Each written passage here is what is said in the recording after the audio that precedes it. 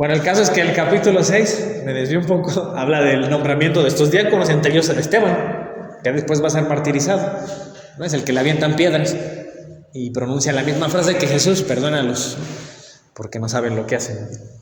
Pero fíjense, aquí menciona Nicolás, prosélito de Antioquía. Entonces ya desde allá, ya los visitaba una persona de Antioquía. ¿Qué es un prosélito? Alguien pues que se le evangelizó, que venía del paganismo probablemente, se hizo cristiano, Nicolás. Ya se mencionaba desde allá Antioquía, donde sí es muy claro que se menciona. ¿Dónde se acuerdan? Que habla de, ¿en qué parte de la Biblia se menciona Antioquía? En un contexto histórico muy importante. ¿Qué ocurrió en Antioquía con los apóstoles? ¿Sí recuerdan? Como lo llaman por primera vez. Ajá, exactamente. La primera vez que se nos llamó cristianos fue en Antioquía. Entonces, Antioquía fue una ciudad pionera, de las primeritas que llegó el cristianismo.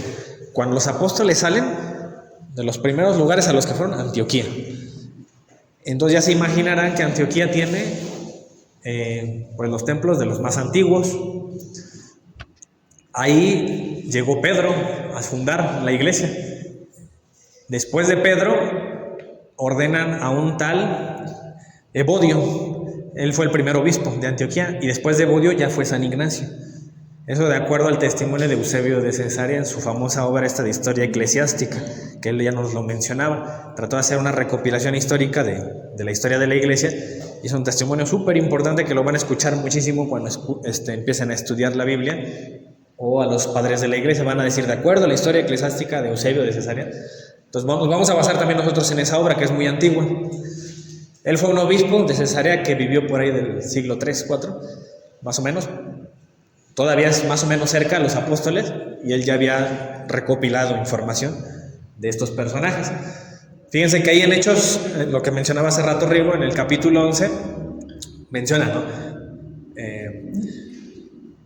Dice aquí: ahora bien, los que habían sido esparcidos a causa de la persecución que hubo con motivo de Esteban, después del martirio de Esteban, dice, pasaron hasta Fenicia, Chipre y Antioquía, no hablando a nadie la palabra, sino solo a los judíos. Entonces, así comenzaron, ¿no? Convirtiendo a judíos. Ya después se dieron cuenta, ¿no? Que también los paganos, bueno, ya se les había dicho, o ya había indicios de que también Cristo había dicho pues que a todas las naciones. No dice: pero había entre ellos unos varones de Chipre y de Cirene, los cuales cuando entraron a Antioquía hablaron también a los griegos, anunciando el evangelio del Señor Jesús. Y la mano del Señor, dice, estaba con ellos, y gran número creyó y se convirtió al Señor. Y así es como se va esparciendo el cristianismo.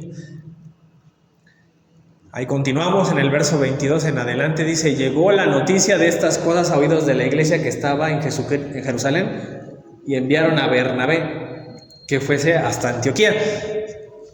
Esta ciudad también por eso es importante. Y miren, este contexto a propósito se los doy, para que sepan que el testimonio de Ignacio es todavía más importante, porque va a estar respaldado directamente entre Bernabé. Pablo también estuvo en Antioquía, estuvo Pedro. Entonces, porque va a haber quienes les digan: sí, pero ese tal Ignacio, ¿tú qué sabes? Le dieron el mensaje y seguramente lo corrompió, y lo que él dijo está mal. No importa. Pues está difícil, ¿no? Porque Ignacio conoció a los apóstoles directamente. Es como si lo que me contara ahorita mi papá, yo lo distorsione una generación después. Sería difícil, ¿no? Pues si viene muy fresca la información, lo más probable es que se conserve.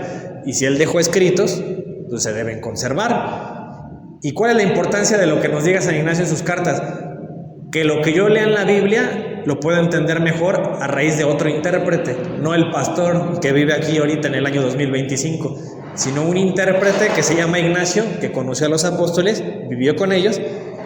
Entonces su interpretación de San Ignacio va a ser más importante para entender la Biblia que la interpretación de un pastor del año 2025, que viene a contarme otras cosas que nunca se han enseñado en el cristianismo, y según él sí se han enseñado, y según él trae la verdad. Entonces, ¿a quién le creemos? ¿A San Ignacio, que los conoció, o a un pastor que nada más un día agarró la Biblia y la leyó? Entonces, miren, ese es el punto del por qué son importantes los padres apostólicos, especialmente. Fíjense que aquí Bernabé fue uno de los que fue a Antioquía. Dice, porque era varón bueno y lleno de Espíritu Santo y de fe. Y una gran multitud fue agregada al Señor. Desde ahí ya la Biblia me viene relatando que esa ciudad ya tenía cristianos desde el principio con los apóstoles.